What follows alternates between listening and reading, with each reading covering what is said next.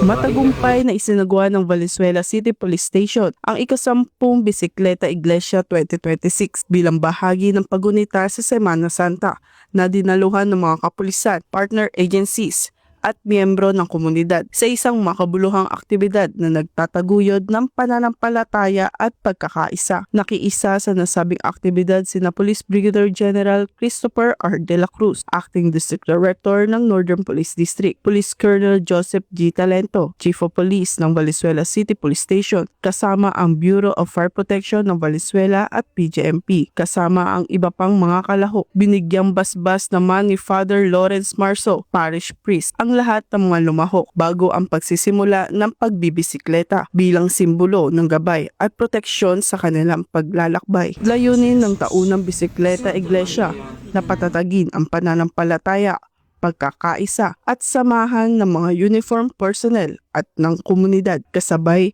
sa pagunita sa kabalalan ng Semana Santa.